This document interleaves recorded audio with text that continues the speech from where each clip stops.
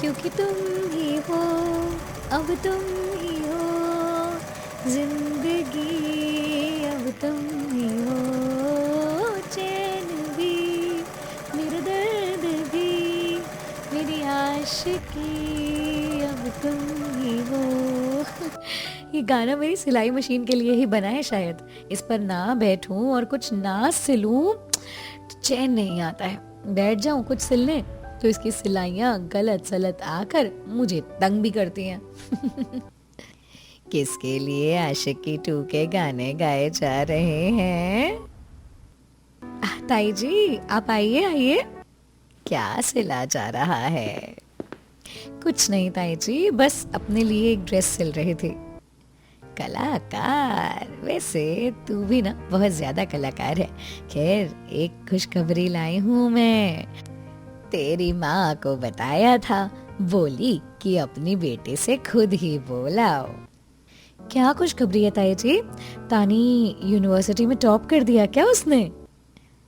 नहीं बेटा, वो टॉप वॉप कहाँ करेगी। वो लड़की तो पढ़ाई छोड़ो, क्या ही बोले।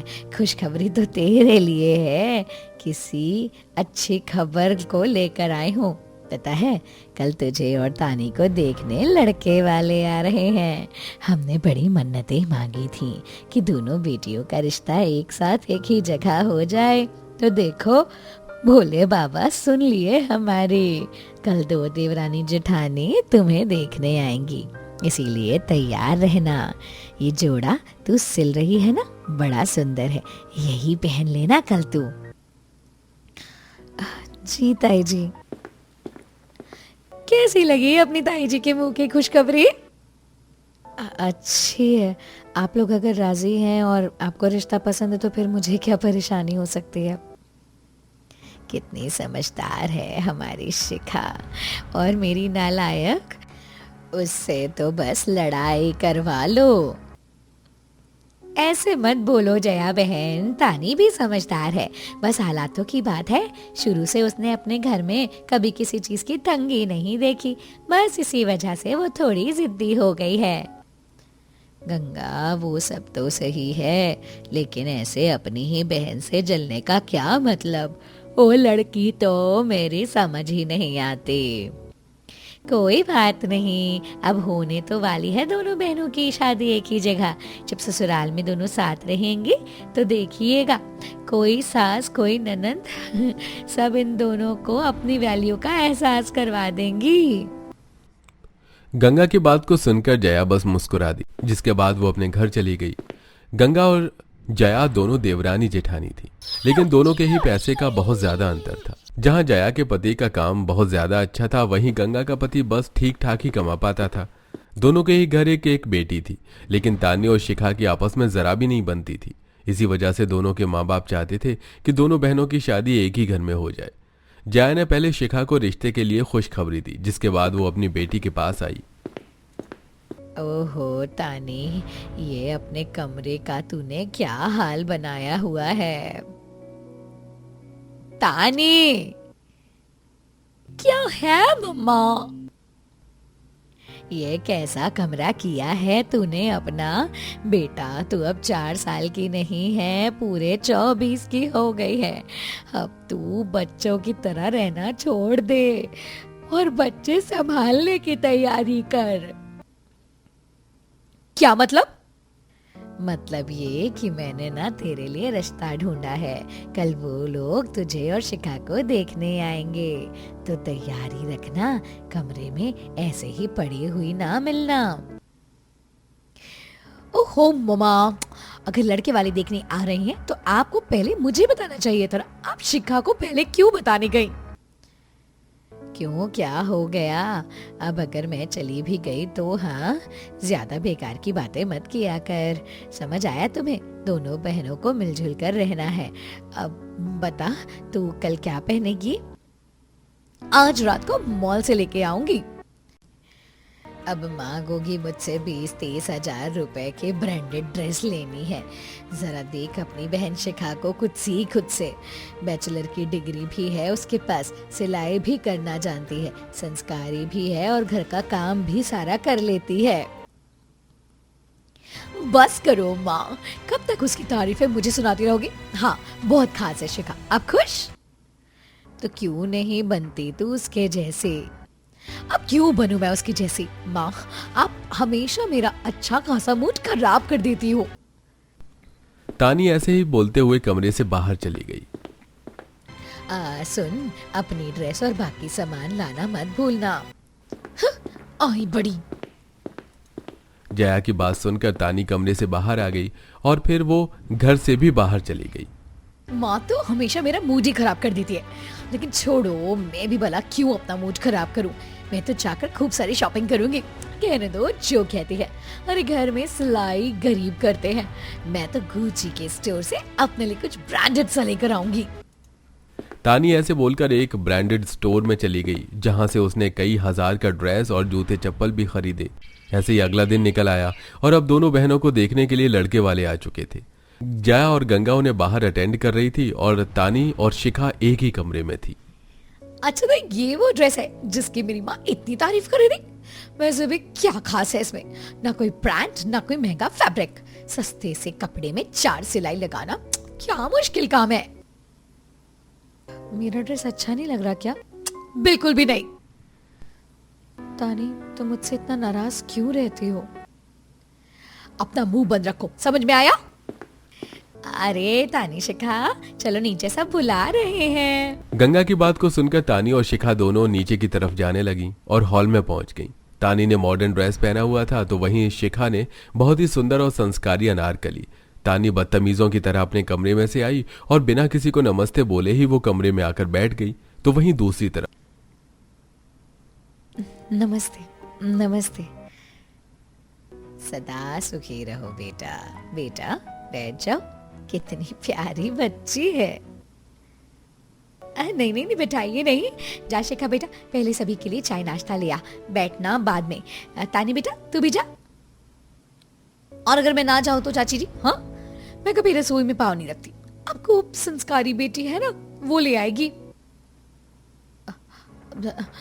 ये क्या तमीज है अपने बड़ों से बात करने की? हाँ तो चाची सही तो बोल रही है ना होने वाली भाभी। अब जब वो अमीर घर से हैं तो कैसे वो ये सब कर सकती हैं? आप भी तो ना, क्यों ऐसे बिहेव कर रहे हैं? अमीर घर से हो ना आप भी। ये मॉडर्न और अमीर वाली भाभी ना इतनी ऑसम है। सर देखो, कितनी तो महंगी ड्रेस पहनी हुई है इन्होंने, इनकी ब्रांडेड ज्वेलरी, इतना महंगा ड्रेस, इनकी रिंग। सोचो अगर ये मेरी भाभी बनकर आ जाए तो कितना अच्छा होगा। पूजा जो कि दोनों बहनों की होने वाली नंद थी, वो पैसों के लालच में आकर तानी को अपनी भाभी बनाना चाहती थी। कुछ ही देर में शिखा नाश्ता पानी ले आई, जिसके बाद घर वालों में बात हुई और चाय तो बहुत अच्छी बनाई है आपकी बेटी ने। ऐसी चाय तो मैं रोजाना पीना चाहूंगी। गंगा जी, मुझे आपकी बेटी पसंद है। अब आप बताओ सुजाता भाभी, आपने क्या सोचा? तानी, वैसे तो मेरे स्टैंडर्ड की लड़की है, लेकिन देखिए बहन जी, मैं जानती हूँ मेरी बेटी थोड़ी सी गैर जिम्मेदार है, ज्यादा संस्कारी भी नहीं है, लेकिन हम अपनी दोनों बेटियों की शादी एक ही जगह करेंगे। अब आप लोग सोच लीजिए कि आपको दोनों बहनों से रिश्ता जोड़ना है या फिर नहीं। तानी भाभी तो अच्छी है, वो कितनी कूल और आज के जमाने की लड़की है। मुझे तो वो बहुत ही पसंद लग रही हैं। आप भी ना मान जाओ, कर दो भैया की शादी तानी भाभी से प्लीज। पूजा के बोलने पर जया और गंगा ने भी थोड़ा सा जोर दिया और अच्छा ठीक है, मैं अपने सुमित की शादी आपकी बेटी से कराने को तैयार हूँ। अब खुश? क्या सच में? बधाई हो गंगा, अब हमारी बेटियां एक ही घर जाएंगी। हाँ जरूर। जया ने खुश होकर सभी का मुंह मीठा करवाया। सभी बड़े तो काफी खुश थे, लेकिन तानी कोई खास खुश नहीं थी। कुछ ही दिनों बाद की शादी की डेट रखी गई, जिसके बाद दोनों घरों में शादी की शॉपिंग शुरू हुई। नहीं माँ, मैंने सोचा हुआ है कि मैं अपनी शादी में सिर्फ उन्हीं डिजाइनर के हाथ का डिजाइन किया हुआ लहंगा पहनूंगी। नहीं तो मैं शादी नहीं करूंगी, बस मैंने बोल दिया तो बोल दिया। वो तो बहुत महंगा है, तू कुछ और पहन ले ना, उससे डिजाइन करवा के। आ, अभी मॉल से कोई ब्राइडल लहंगा लेने चल ले। नहीं। तानी डिजाइनर लहंगा बनवाने की जिद कर रही थी तो वहीं दूसरी तरफ माँ, लहंगे की टेंशन आप मत लो। आपकी वो वाइट कलर की साड़ी थी ना, मैंने उसका फैब्रिक कलर करके उसमें पेंट कर लिया है, और जानती हो मैं उसी में से अपना ब्राइडल लहंगा बनाऊंगी। बस आओ ना, मुझे थोड़ा सा माल ला करके दे देना। तेरी शादी है, कम से कम अब तो मुझे थोड़ा सा पैसा उड़ाने देती। नहीं माँ, मैं मेरे घर के हालातों को जानती हूँ, तो भला आपके पैसे क्यों खर्च करवाऊँ। बस मुझे आप थोड़ा सा बस नग ला करके दे देना, फिर मैं उसे लगा करके अच्छे से अपना लहंगा सजा लूंगी। शिखा की बात को सुनकर गंगा बस मुस्कुरा दी। एक तरफ एक बहन ने घर में रखी हुई साड़ी से काम चलाया तो दूसरी ने डिजाइनर लहंगा बनवाया। ऐसे ही दोनों की शादी का दिन आ गया और दोनों बहनें बहुत सुंदर लगीं। वाह शिखा, तेरी जो अपनी सगी भाभी है उनका लहंगा कितना प्यारा है। मुझे तो यकीन ही नहीं हो रहा है कि ये घर में बनाया हुआ है। हाँ हाँ, घर में ही बनाया है इन्होंने। अरे तुम इनका छोड़ो, तुम मेरी दूसरी तानी भाभी का लहंगा देखो। माँ कसम, उन्होंने फेमस डिजाइनर से डिजाइन करवाया है और बहुत ही प्यारी है। पूजा को बस डिजाइनर और ब्रांड्स की पड़ी रहती थी, जिसकी वजह से उसने आज भी अपनी अमीर भाभी को ही आगे रखा। ऐसे ही शादी का फंक्शन पूरा हुआ और दोनों बहनों को घर लाया गया। वैसे तो सुमित और मोहन दोनों चाचा ताऊ के बेटे थे, लेकिन सुमित की कोई बहन नहीं थी, जिसकी वजह से सुमित मोहन की बहन को पूजा को ही अपनी सगी बहन से भी ज्यादा मानता था। और गृह प्रवेश के वक्त पूजा ने ही सुमित के लिए तानी का रास्ता रोका। भाभी, यूं ना सोचना कि सुमित भैया की कोई बहन नहीं है। मैं हूं ना, दोनों परिवार की बेटी हूं मैं। अब सुमित भैया, आप ज्यादा खुश मत हो। अगर भाभी को अंदर लेकर जाना चाहते हो तो मुझे पूरे 20,000 शगुन में दो। 20,000 का शगुन? अरे पगली, थोड़ा बजट कम कर देना। दे दीजिए ना, आपकी एक ही तो बहन है, और कौन सा ये दिन बार बार आएगा। अच्छा ठीक है, ये ले और खुश रह। अरे वाह, अरे मुझे तो मेरा शगुन मिल गया। थैंक यू सो मच भाभी। अरे मुझे मोहन भैया का भी तो रास्ता रोकना था। पूजा ऐसे बोलकर जल्दी से अपने दरवाजे पर गई और मोहन भैया, कहाँ लिए जा रहे हो भाभी को? रुक जाओ। क्यों रोका मुझे? पहले मेरा शगुन दो, उसके बाद ही भाभी को अंदर लेकर जाने दूंगी। अच्छा बाबा, क्या चाहिए तुझे? मुझे आपसे ज्यादा नहीं, 10,000 दे दो बस। 10,000? लगता है मोहन जी की जेब में इतने पैसे नहीं हैं। कोई बात नहीं, मैं कहती हूँ पूजा से कि थोड़े कम मांगे, आखिर इन्हीं की बहन है, समझ तो जाएगी। पूजा, 10,000 ज्यादा नहीं है? आपको 10,000 ज्यादा लग रहे हैं। मैं सुमित भैया से 20,000 लाई हूँ और तानी भाभी ने कहकर दिलवाए हैं मुझे। दे दीजिए आप भी, मेरे ही भैया हैं और आप मेरे भैया को मेरे खिलाफ भड़का रही हो। वाह भाभी, दिख गए आपके तेवर। जाओ, मुझे तो कुछ नहीं चाहिए आप दोनों से।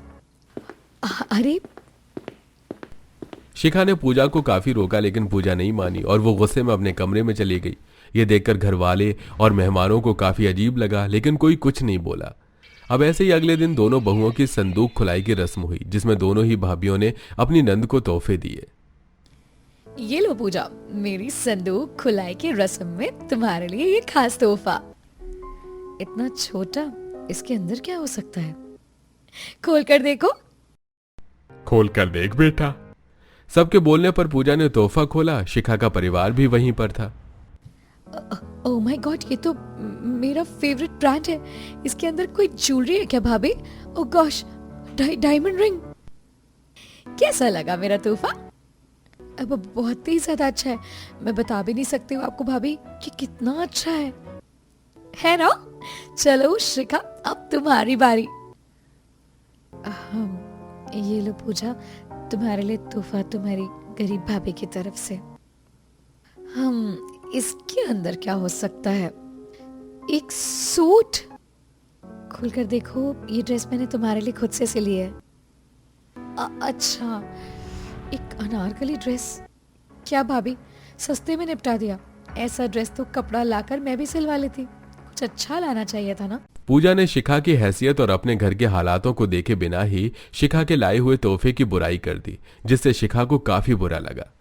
ऐसे ही कुछ दिन और गुजरे। सभी घर वालों की नजर में अच्छी बनने को तानी हमेशा पूजा को महंगी महंगी चीजें और तोहफे देती रहती थी, जिससे तानी हमेशा उसके फेवर में रहे और वो भी शिखा से नफरत करे। और ऐसे ही चलते चलते आज पूजा को देखने भी रिश्ते वाले आ रहे थे। रिश्ते वालों का आना मतलब 1000 काम और फिर भी कोई क्रेडिट नहीं। ना बाबा ना, मैं तो एक काम करती हूँ, पूजा को लेकर शॉपिंग पर निकल जाती हूँ और घर आकर उससे तैयार वैयार कर दूंगी। ऐसे मेरा नाम भी हो जाएगा और मेरी मेहनत भी कम पड़ेगी। तानी ऐसे ही इरादे बनाने लगी। कुछ ही देर बाद वो अपने साथ पूजा को लेकर बाहर आ गई। जहां पूजा, तुम्हें मैंने ड्रेस और ज्वेलरी तो दिलवा दी, अब तुम चाहो तो क्यों ना हम गोलगप्पे वगैरह खाएं? नहीं भाभी, घर चलते हैं, पता नहीं माँ को हमारी मदद की जरूरत हुई तो। अरे वहां है तो इतने सारे लोग, वो संभाल लेंगे सब कुछ। तानी को कैसे ही वहां से न जाने की लगी पड़ी थी। उन दोनों ने गोलगप्पा चैलेंज वगैरह किया और फिर वो घर आईं। वहीं दूसरी तरफ शिखा घर में सभी के साथ कामों में लगी हुई थी। सजावट हो गई, खाना भी बन गया। माँ जी, और कोई काम है? हाँ बेटा, बस वो जो टेबल है ना, उस पर मिठाई रख दे। ये मैं जीत गई गोलगप्पा फाइट में। बहुत मजा आया।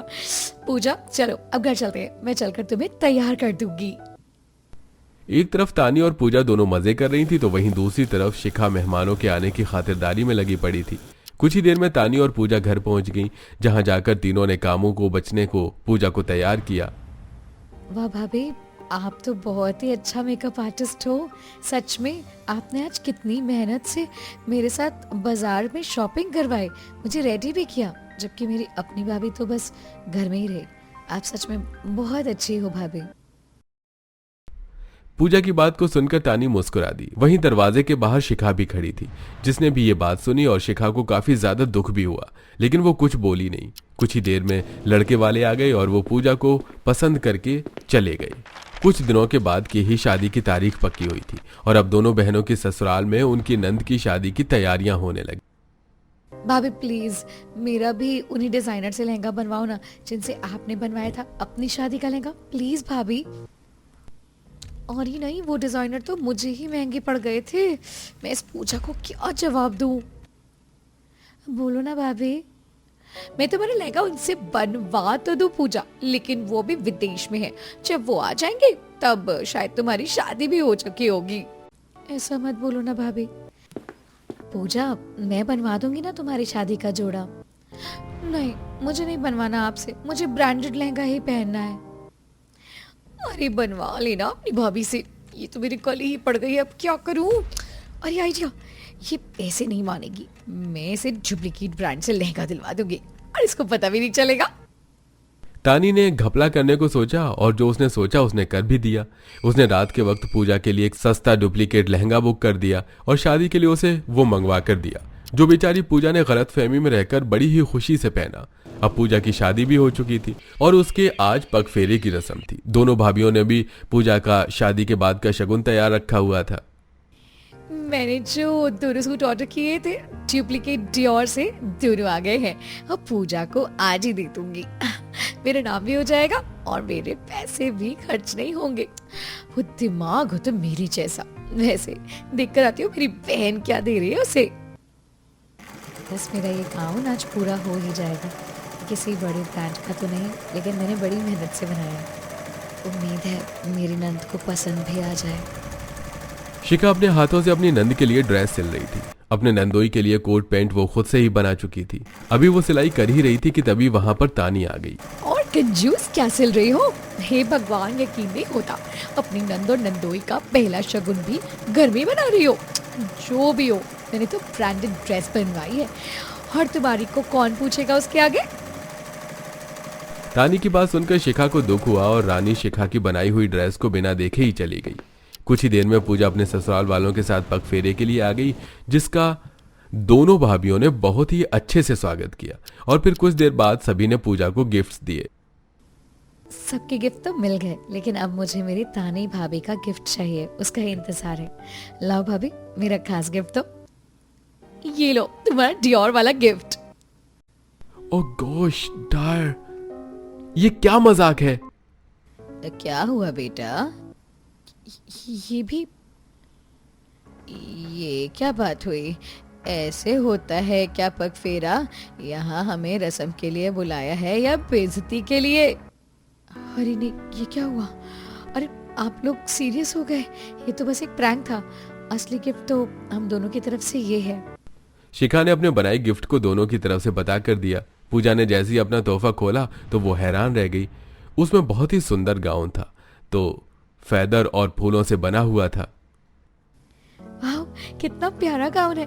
मैं जानती हूँ तानी भाभी, ये जरूर आपका ही आइडिया होगा। जरूर ये योगदान भी आप ही का रहा होगा। और मेरा सूट भी कितना अच्छा है, देखो। अच्छा क्यों नहीं होगा, मेरी भाभी का गिफ्ट है। पूजा सारा क्रेडिट तानी को ही दे रही थी, जिससे शिखा की आंखों में आंसू आ गए। वहीं रेखा भी सब देख रही थी।